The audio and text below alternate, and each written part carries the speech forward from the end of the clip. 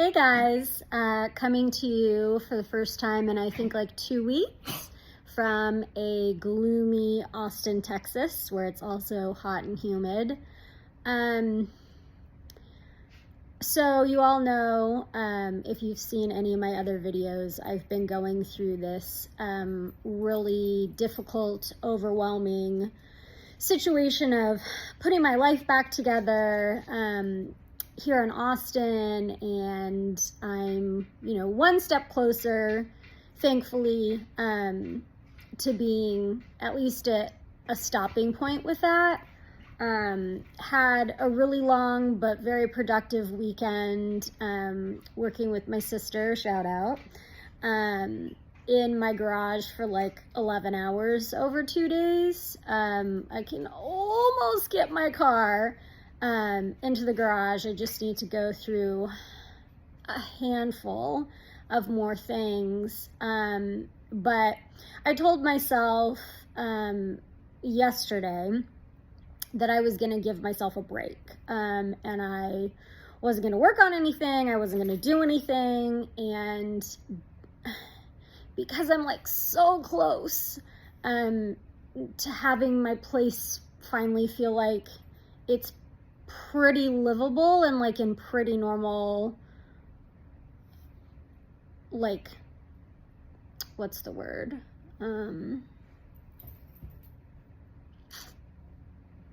Well, see, this is an interesting thing that's happened. I've talked about this on my channel before, or maybe just hinted at it, that sometimes my brain blips. It just doesn't work as fast as I want it to. Either I get ahead of myself and then I lose my train of thought, or I'll just forget what I'm talking about altogether. And I hope she doesn't mind the shout out, but my pledge sister and friend who was in town for Chi Omega Eleusinia, she has also had a traumatic brain injury. And we talked about sometimes how you can be in the middle of talking about something and away it goes. It's like you never even thought of it to begin with. But so anyway, I told myself after all this work, give yourself a break, don't do anything, and I did anyway. And so I was talking to my mom last night, and I'm sure a lot of you have heard of it. It's now several years old, maybe even more than that. It may be more than 5 years old now. But there's a book called Brain on Fire. And it was like, when it came out, very popular. It did very well. And it was a story of a 20-something journalist living in New York City. And basically how her body began to attack her brain. And so I had it. It's one of those books I've always wanted to read. And I guess before I got into graduate school and really started working on my thesis proposal, which, like, when you're a creative writer, it's not research based, but it kind of, you do use the work of others to influence your own work, inspire your own work. And so I read some books that might be considered triggering to me, one being The Glass Castle by Jeanette Walls. I'll have to look that up.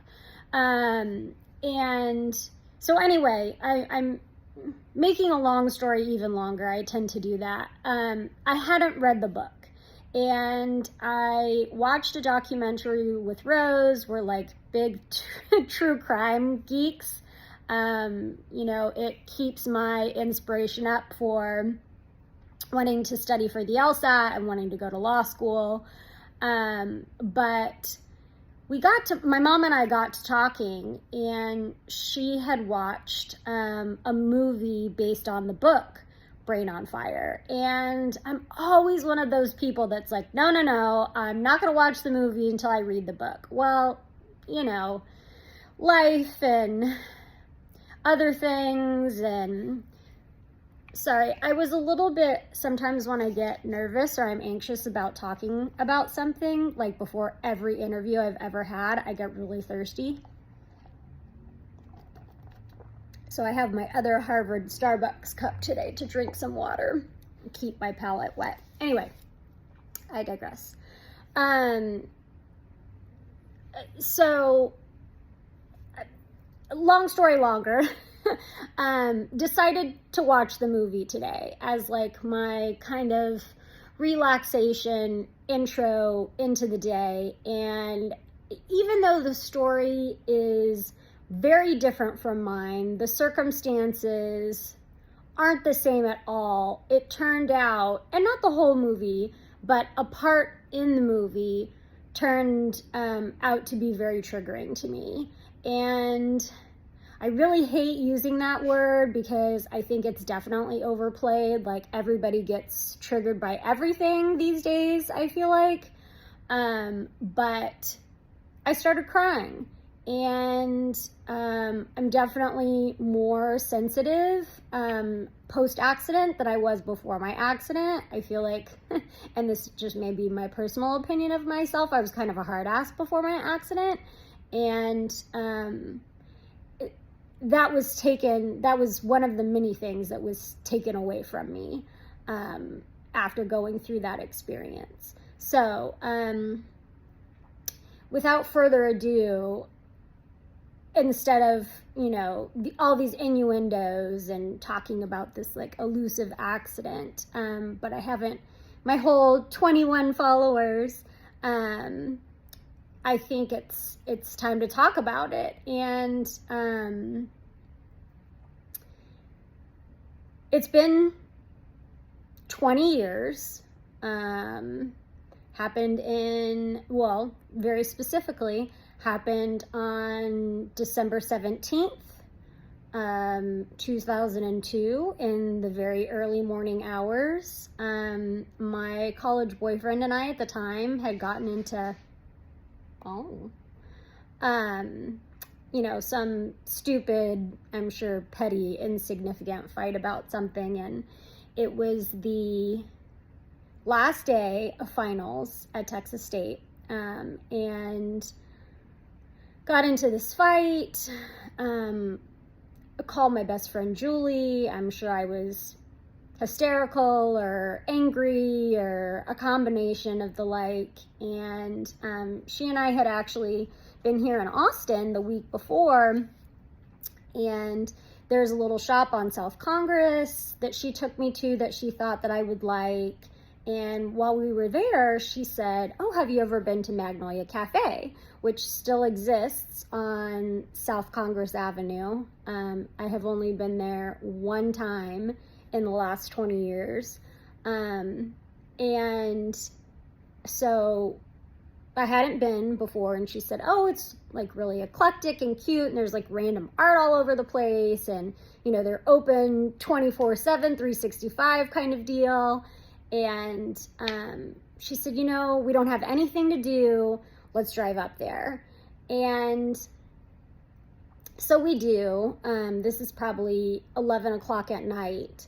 And when we're headed home, which is probably between 2 and 2:30 in the morning, is when the accident happens. So,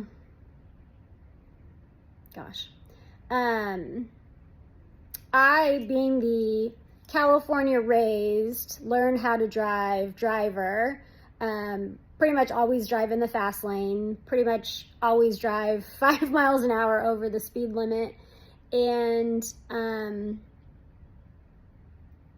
so I was, doing so in the fast lane, and a driver that was 3 times the legal limit. I don't know. I mean, I do know in a lot of places there aren't access roads, but that is what Texas deems the roads that run along the freeways. They're access roads, and some are one way and some are bidirectional.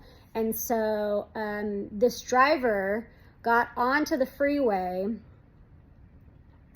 from a bidirectional access road, going northbound on the southbound side of the freeway.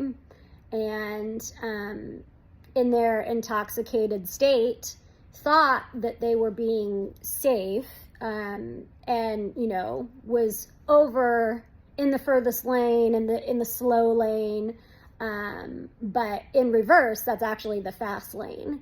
And so it was just south of Austin before you hit Buda, and I started writing a book when I started taking writing classes about this whole situation. And one of the reasons was I wanted to see if I could articulate on paper what had happened. And so I have all the very specific details about where exactly it was on the freeway in this book that I've been working on for 3+ years. Anyway, so we came to a crest in the freeway, and it turned out, I found out later, that there were 3 fraternity brothers, or I think 3 fraternity brothers, in a car right behind us, and they saw the whole thing happen. And the driver and I was the driver, met and hit head on at the crest of this hill. And these fraternity brothers that stopped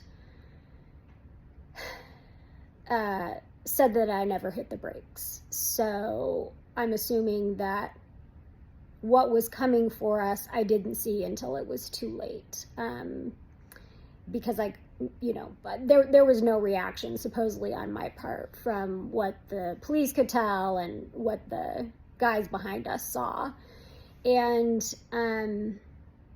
so as you can imagine, they think the combined speed was probably in the realm of like 160 miles an hour.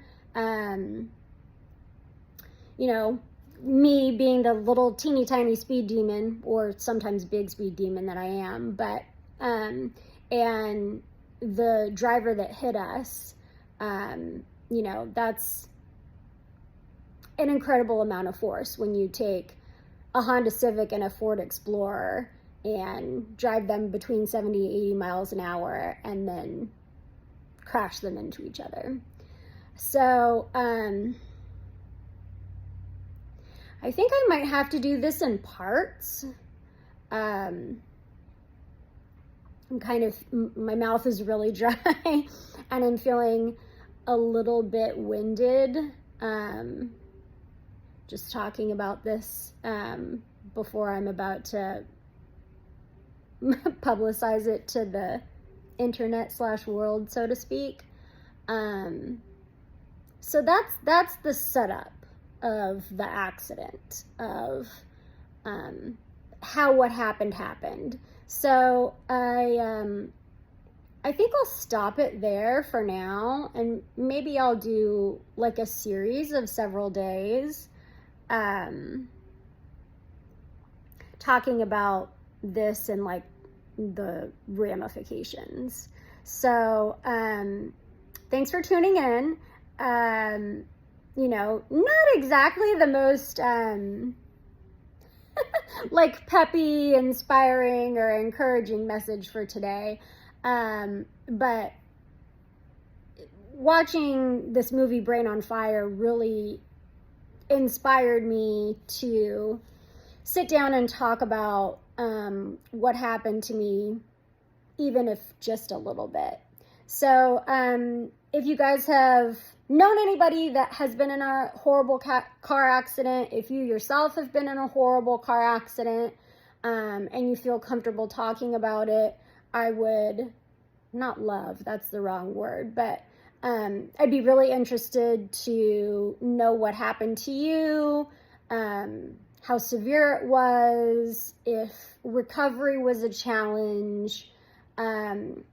Please forgive my no makeup, haven't showered appearance, but I will check in with you guys, I think, tomorrow for another part of the story. So stay tuned. Okay, bye!